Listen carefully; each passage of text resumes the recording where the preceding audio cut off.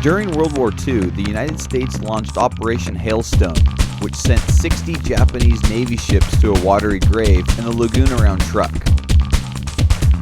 Our team, a collection of technical divers from around the western United States, made the long trek to Chuuk Micronesia, now since renamed Chuuk, to explore some of the best shipwrecks in the world.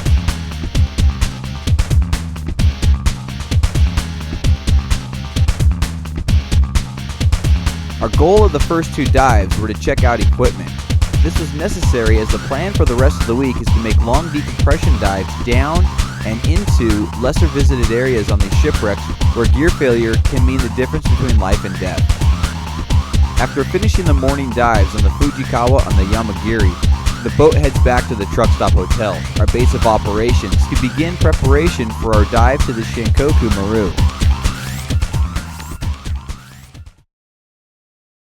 This afternoon's dive plan to the Shinkoku is to make a penetration push into the ship's sick bay, then proceed to the stern of the wreck and penetrate into the engine room.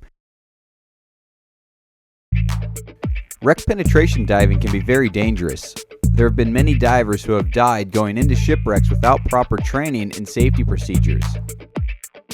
Inside any wreck can be dangerous, but even more so in the shipwrecks that have been sunk as long as these in the lagoon.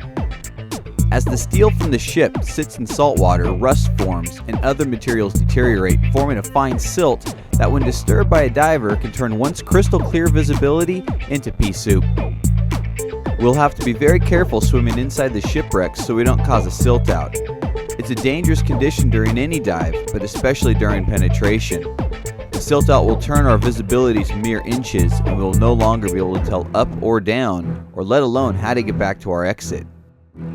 There have been numerous accounts of when teams went in to recover the body of a wreck diver only to find them a few feet from the exit. To help reestablish direction, our team will be laying a penetration line. It's our lifeline back to our exit. But we have to be very cautious around these lines. If we're not careful, we can entangle ourselves, tying us up inside the shipwreck. If our line doesn't, then the miles and miles of wires and cables inside the wreck just might.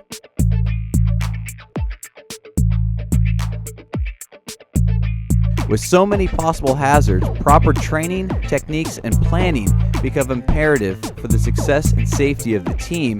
We have been training for these types of technical dives for the past several years, making hundreds of dives into the wrecks found around Oahu, where we practice penetration techniques and emergency procedures. Now it's time to put our training to use. But for many of us, the wrecks in Truk Lagoon will be our first dives into a real shipwreck. Our training sites in Hawaii are all ships that were cleaned and prepared for sinking as artificial reefs. These shipwrecks in Truk have had nothing cleaned out of them. The Shinkoku Maru was an oiler used for refueling the Japanese fleet and was part of the task force departed from Japan for Operation Z, the attack on Pearl Harbor. During Operation Hailstone, it took 2 bomb hits to send her and her 86 crewmen to the resting place 90 feet on the bottom. Because of the shallow depth, like the Fujikawa, the Shinkoku is covered in soft corals and marine life. But due to our late afternoon dive turning into a night dive, we were only able to see what our light shined upon. As we headed towards the entrance to sick bay, we found a lionfish out patrolling a victim for dinner.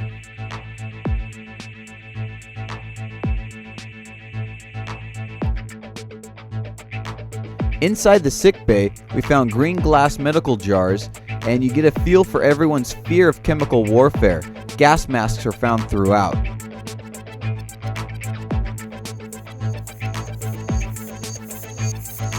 The highlight are the operation tables where divers have placed femur bones for some of the 86 crewmen lost with the ship.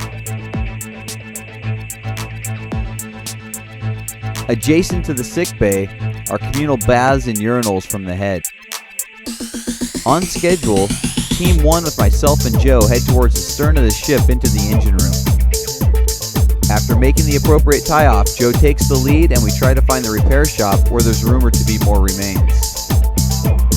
Soon after entering, we find the engine's control panel. We're given a good dusting and the switches still look like they're ready to fire up the ship. Moving along the catwalks above the engine, we negotiate the maze in this massive engine room, careful not to disrupt the fine silt covering everything. We find the ship's enormous diesel engine, when it was running, was able to produce over 8,600 horsepower and obtain a max speed of 19 knots. Just as it feels we're getting close to the repair shop, Joe gives the turnaround sign. We've reached our gas limits for the push. But we have to be on our toes. The dive is only half over. We still have to get out. Halfway there, my high-power video light batteries reach their limit, and I'm forced to use only my HID dive light to follow our line back to the exit, reminding me just how dark it can be. With Joe right behind me when we hit the exit, this dive can only be labeled a success. We may not have reached our final destination, but that's the discipline of wreck diving.